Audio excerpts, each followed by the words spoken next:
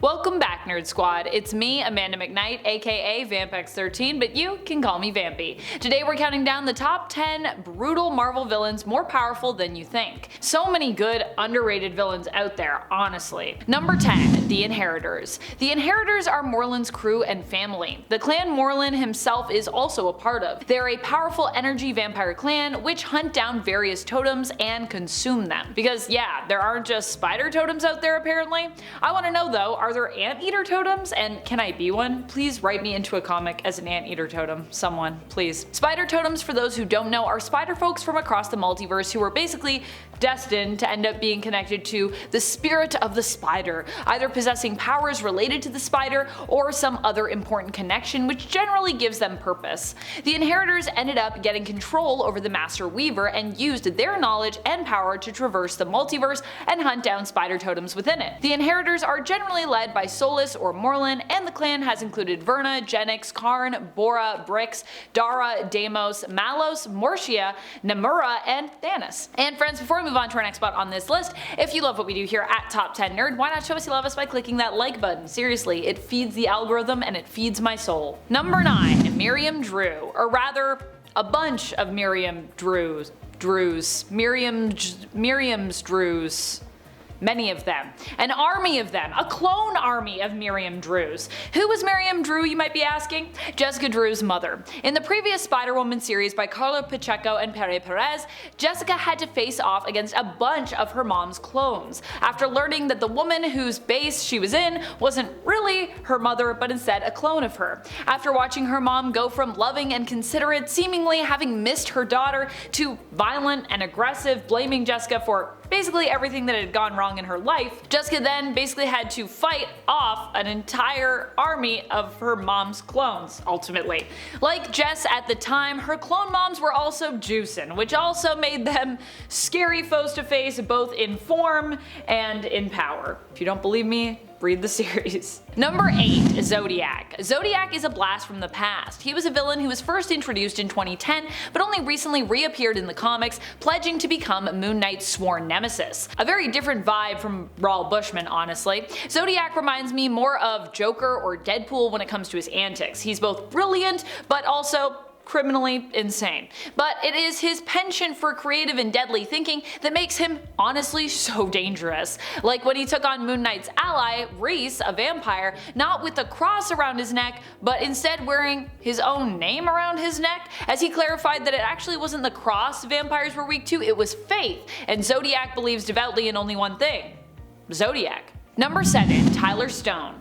Alchemax is a future villainous corporation from the 2099 Marvel Universe of Earth 928. But of course, a corporation is only ever as evil as the people behind it. One of which is, of course, Tyler Stone, the vice president of Alchemax's R&D department. Tyler Stone is not only VP of Research and Development at Alchemax, but he is also secretly Miguel O'Hara's, aka Spider-Man 2099's, biological father. Miguel doesn't learn until later on that he is Stone's son, and ends up working for Alchemax as a brilliant geneticist. When he tries to leave, however, it is Stone who slips him the highly addictive and expensive substance Rapture, made exclusively by Alchemax, to prevent him from leaving.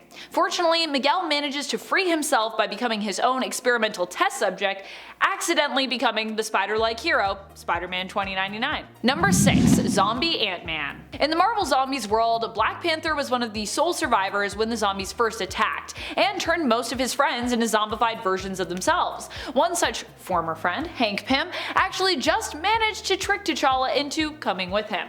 Or well, he almost did. Either way, Hank managed to trick T'Challa enough to get him to a place where he could basically incapacitate him and then hide him away. Having already begun to change himself, Hank basically planned to use Black Panther, his friend, as a food source. Because Hank is a genius, which means when he's a zombie, he's a really dangerous genius. Hank kept him locked away and alive while slowly savoring and devouring his friend. Fortunately, Black Panther would escape and even become the leader of a land of survivors, although he would eventually turn into a zombie himself, much later on. But lesson learned, watch out for zombie Hank Pym if there's a zombie apocalypse. Number 5. Taskmaster. In the comics, Tony Masters is Taskmaster, and he is well known as an Avengers villain. And it is through his clashes with that team that Taskmaster also became a recurring villain of Hawkeye as well. Now, you might not know it to just look at Taskmaster, but the two have had some pretty epic fights over the years, with Masters himself also possessing marksmanship skills to rival that of, get this, Hawkeye himself, and also being known as a villain who is proficient with the use of a bow and trick arrows.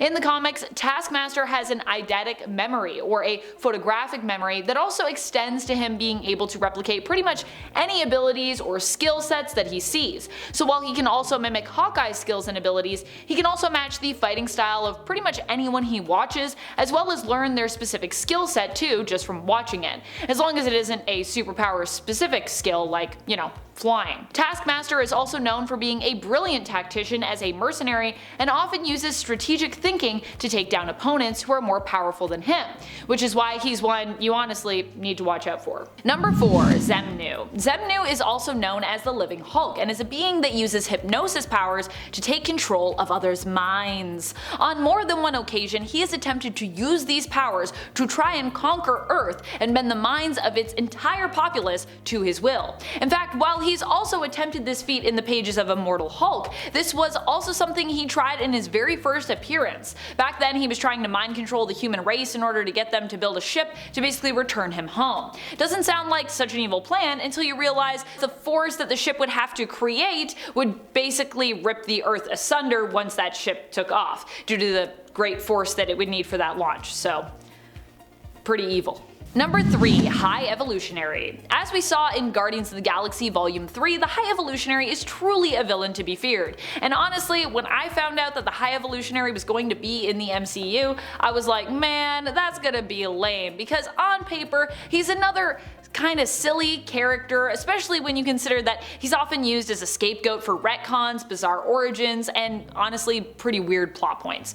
The fact remains though, the High Evolutionary, as the film proves, is truly the be-all and end-all of Marvel's mad science department, and the god complex he has in the MCU basically sums up so beautifully what is so frightening about him when you really think about it. He thinks he's perfecting life, when really he's basically warping and polluting it. Number 2.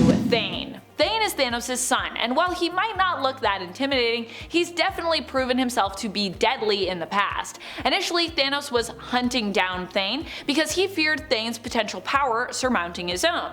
He's basically afraid that Thane will rise up and overtake him, but in the end this wasn't something that Thanos really had to be particularly afraid of, it turned out. Even after he became empowered with the Phoenix Force, Thanos still managed to somehow defeat Thane, and this was also at a point when Thanos seemed himself to kind of be dying. Thane ended up being stripped of the Phoenix Force and ended up sentenced to suffering a hell-like existence in the God Quarry for the rest of his life. Or at least until some writer remembers he's still down there and decides to pull him back up again. Thane was also an Inhuman, and his powers are actually perfect for someone who is known to be Thanos' son, and are also pretty OP, I gotta say. He had a Death Touch ability that, while untamed, basically killed anyone within a certain radius, and he could also trap people in a state of living death through encasing them in amber, which honestly sounds awful. Honestly, while he's in prison for now, I'd watch out whenever he gets out of that God Quarry and is free again. Number 1. Monarch. I feel like we're always sleeping somewhat on Jamie Braddock here, and we honestly don't talk about him enough, so I'm gonna bump him up to the top spot this time around. Monarch to you. Monarch is known for his reality warping powers, and while not always a villain, most of the time in the comics he has basically been a villain. What makes him different from other reality warping characters, and namely mutants out there? Monarch's powers work on a quantum level, and although there are people who can influence Monarch's powers by manipulating his mind, he also is pretty powerful as someone who can basically just make things happen by thinking them into existence. Yeah. He is the elder brother of twins Brian and Elizabeth Braddock, but despite being related to heroes, he seldom is one himself. And friends, that's pretty much it for this list. Until next time, you stay nerdy, YouTube. Bye!